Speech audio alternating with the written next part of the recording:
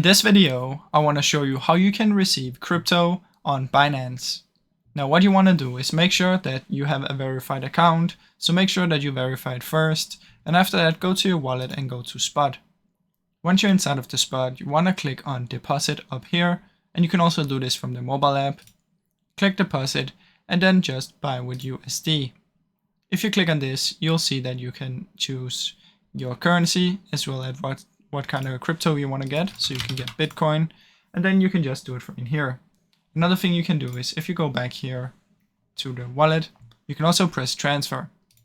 If you want, you can transfer the crypto to internal wallets from in here.